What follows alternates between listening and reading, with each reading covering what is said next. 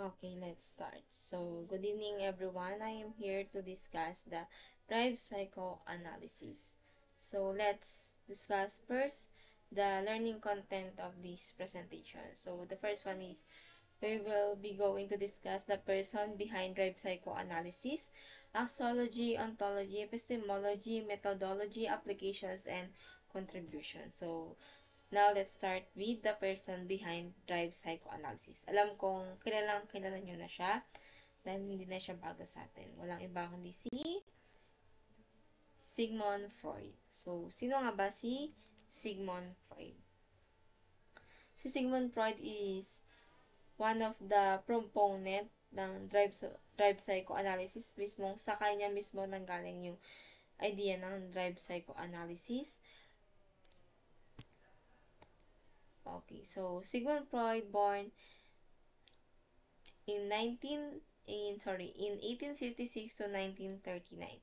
So, yung drive psychoanalysis na develop niya yun sa Vienna, Austria, habang nag-work siya kay Breuer or nagkaroon siya ng friendship kay Joseph Breuer.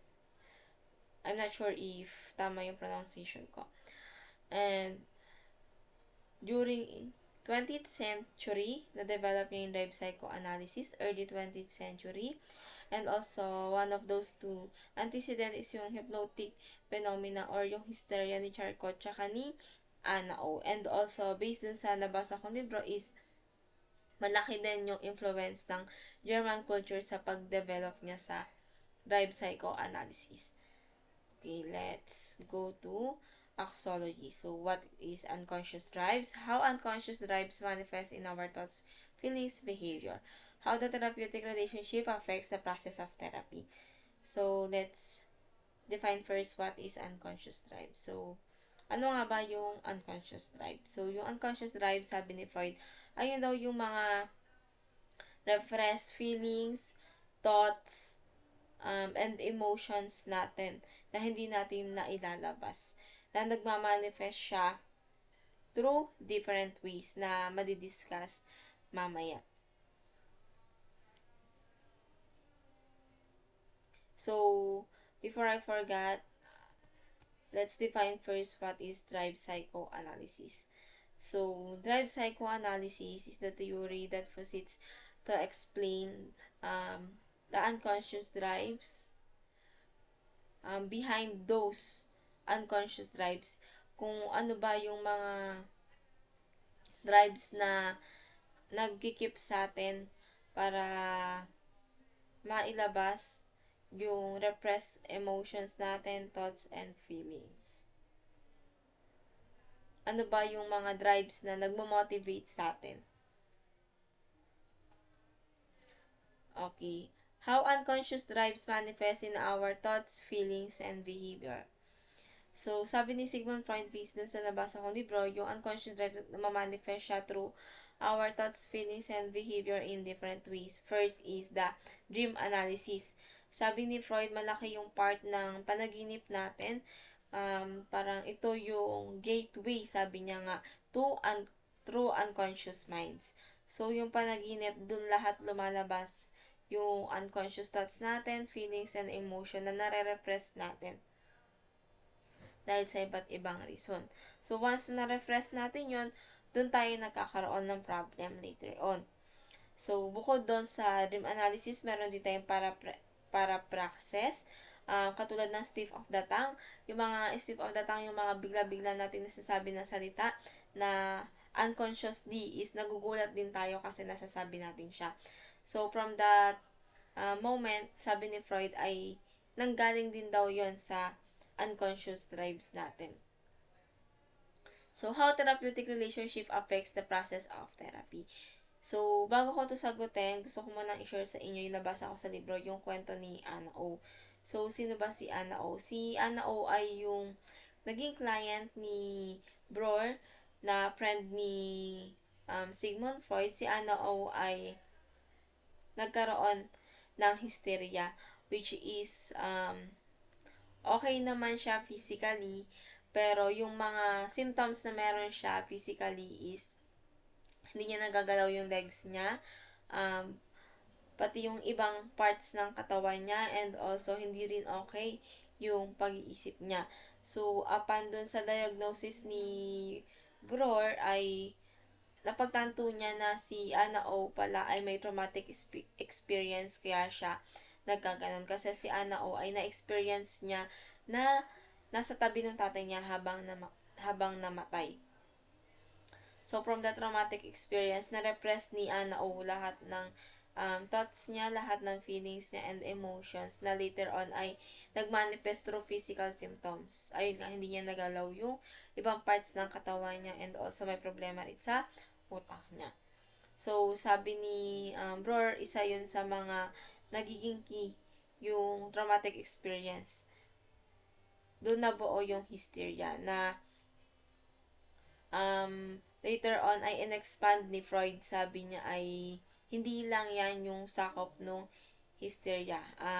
Ididig deep ko pa siya. So, let's find out later kung ano yung na-dig deep ni Freud sa hysteria.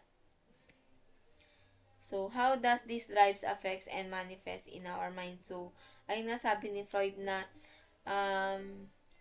traumatic experience. So, saan ba napupunta yung traumatic experience natin? Sabi ni Freud, napupunta siya sa unconscious mind natin, which is yung unconscious mind natin is may unconscious drives.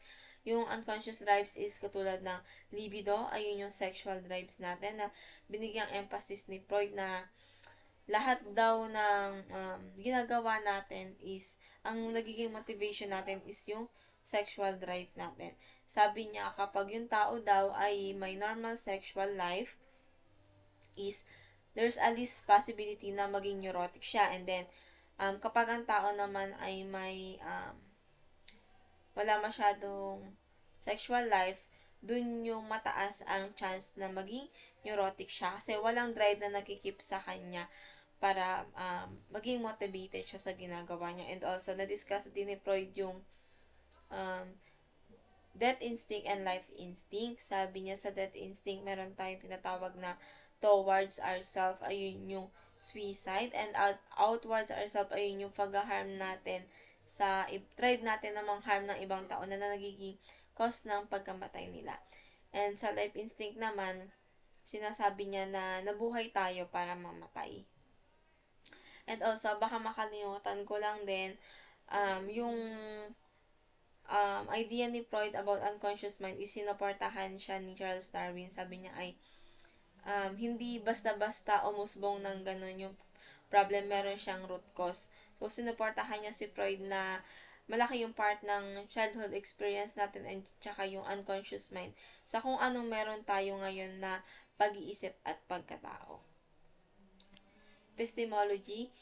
It's important to know because it explains how drive psychoanalysis, instinct, motivation affects our mind and behavior that later on develop into conflict and mental illness.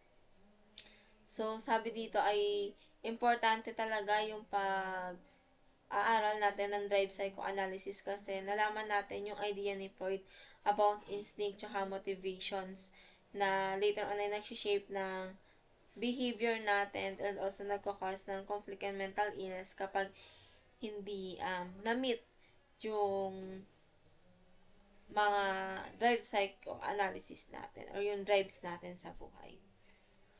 What idea shapes psychology? So, ideas that shape psychology from Freud's point of view is the influence of our childhood experience to our current behavior. So, ito alam ko magsasang-ayon kayo dito kasi through our experience, napatunayan din naman natin talaga na sa point of view ni Freud na may point siya na up until now ay nagagamit natin. Na totoo nga na yung childhood experience natin is malaki yung factor kung anong na naka-influence sa kung anong merong behavior tayo ngayon.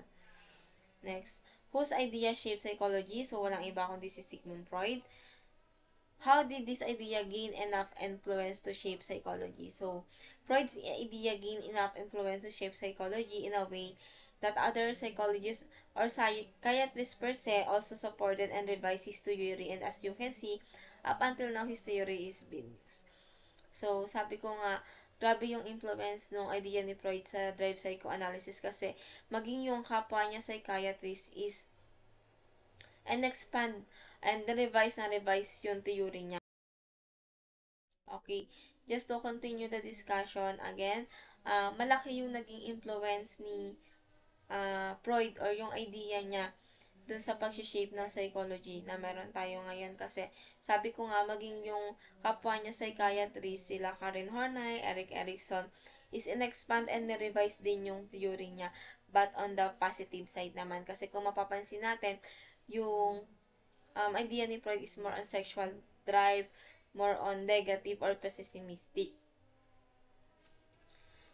How this idea shapes psychology. This idea shapes psychology because it gives us way to explore human mind, motivation, and the role of unconscious mind to our life. So, kung hindi dahil sa idea ni Freud, siguro ngayon ay wala sa history ng psychology na may kinalaman yung unconscious mind natin sa kung anong may behavior yung nagmamanifest sa atin ngayon. So, kasi si Freud in-emphasize niya doon yung mga pinaka-imposibleng mga thoughts na meron yung tao na later on na-realize natin ay posible pala na meron. So, that's all. Thank you for listening. But, before I forgot, I want to add additional information